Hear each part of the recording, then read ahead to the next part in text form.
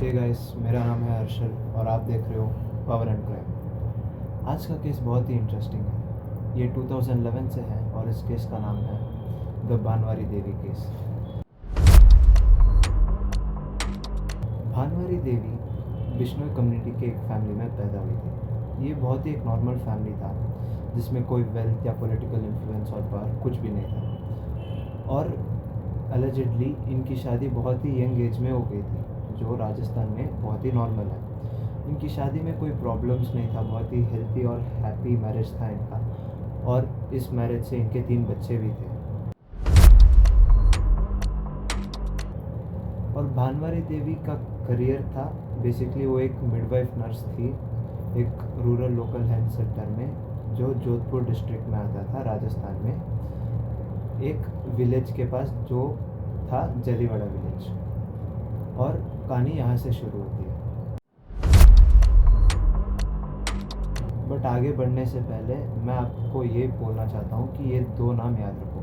पहला नाम है महिपाल मदरना, जो उस टाइम पे वाटर रिसोर्सेस के मिनिस्टर थे, और मलकन सिंह बिश्नोई, जो कांग्रेस के एमएलए थे उस टाइम पे। इन्वेस्टिगेटिव रिपोर्ट्स के अकॉर्डिंग भानवारी देवी पहली बार महिपाल मदरना और मलकन सिंह से तब मिली जब वो एक हेल्थ आउटरीच प्रोग्राम पे गई थी। बट इसका कोई ऑफिशियल रिकॉर्ड नहीं है, this is just a rumour. Allegedly जब मिनिस्टर महिपाल मदरना और एमएलए मलकन सिंह ने भानवारी देवी को पहली बार देखा था, तो उनको इनके साथ एक इलिसिट रिलेशनशिप रखने का थॉट आया था। और जब उन्होंने जाके पूछा भानवारी से, हमें तुम्हारे साथ ऐसे संबंध बनाना है, पहले तो भानवारी देवी ने मना किया इनको कि ये शादीशुदा है और इनके 3 बच्चे भी हैं। बट उसके बाद मिनिस्टर और एमएलए दोनों ने मिलकर इनको वादा किया था कि बहुत पैसा देंगे इनको। तो उसके बाद भानवारी देवी मान गई इनकी बात को, और ये रिश्ता बहुत महीने चला। थोड़े महीनों के बाद एक दिन भानवारी गई उनके पास और उन्होंने इलेक्शन में शामिल होने के लिए उनके पार्टी से एक टिकट का डिमांड किया मिनिस्टर और एमएलए से। उन्होंने भानवारी को साफ मना किया। बट उसके बाद भानवारी देवी ने उनको ये कहकर ब्लैकमेल किया कि अगर उन्होंने इसको टिकट नहीं दिया तो उनके साथ जो उनके प्राइवेट मोमेंट्स थे उसके वीडियोस को लीक कर देगी। बेसिकली उसके पास एक सीडी था जिसमें उनके प्राइवेट मोमेंट्स सब रिकॉर्ड किए गए थे। तो उन्होंने ब्लैकमेल किया कि ये सीडी वो लीक कर देगी सबके साथ। तो इसके बाद इन दोनों को डर लग गया, क्योंकि एक तरफ वो लोग इसको टिकट नहीं दे सकते और दूसरी तरफ अगर इन्होंने टिकट नहीं दिया तो भानवारी देवी इनको एक्सपोज कर देगी और इनका पोस्ट चला जाएगा इनके हाथों से। तो इन दोनों ने मिलकर भानवारी देवी के अगेंस्ट कॉन्स्पायर किया। 1 सितंबर 2011 के रात को भानवारी देवी घर पे ये बोलकर बाहर निकली कि वो बिलारा जा रही है, क्योंकि एक डील के रिलेटेड उसको पैसे कलेक्ट करने थे। और जब रात होता रहा और वो घर नहीं आई, तब उनके हस्बैंड अमरचंद नाट ने पुलिस स्टेशन जाने की सोची। वो गए और उधर मिसिंग पर्सन रिपोर्ट का कंप्लेंट दर्ज कर दिया। बट जब पुलिस को पता चला कि भानवारी देवी मिसिंग थी, उन लोगों ने बहुत कोशिश की भानवारी देवी को ढूंढने की। बट जब पुलिस भी कुछ नहीं कर पाई तो सीबीआई को इन्वॉल्व होना पड़ा। जब सीबीआई ने रिसर्च किया, उनको सारी बात पता चली इन्वेस्टिगेशन और क्वेश्चनिंग के थ्रू। इन्वेस्टिगेटर्स अलेजेडली ये बोले कि सोहनलाल बिश्नोई, एक लोकल कॉन्ट्रैक्टर, ने भानवारी देवी को लूर किया था, बेसिकली ये बोलकर कि उनको एक हेवी पेमेंट और एक कार दिलाएंगे।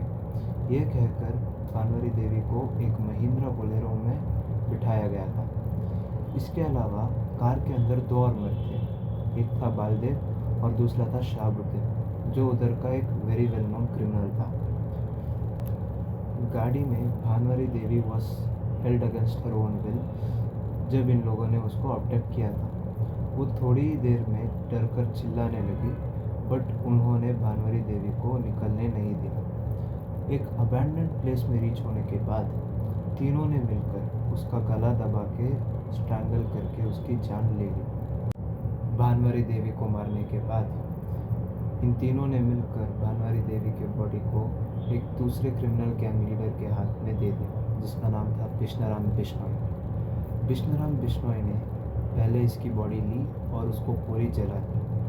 जलाने के बाद जो भी रिमेन्स थे, जैसे कि उसकी टीथ, अनबर्न्ड बोन्स, ज्वेलरी और वॉच, जो उसके बच्चे ने कंफर्म भी किया था कि वो भानवरी देवी का ही वॉच है, वो सब उन्होंने राजीव गांधी लिफ्ट कनाल के पास में डाल दी, जो पड़ता है जलोदा विलेज के पास में। ये फोरेंसिक डाइवर्स को तब मिला जब ये लोग केस को इन्वेस्टिगेट कर रहे थे और ये सब रिट्रीव किया गया। इन सब के साथ इनको एक क्रिकेट बैट भी मिला जो बार्ब वायर से बंधा हुआ था। सीबीआई के लोग बेसिकली ये बोलते हैं कि इस बैट को यूज़ किया गया था when they were crushing the victim's head before burning her body।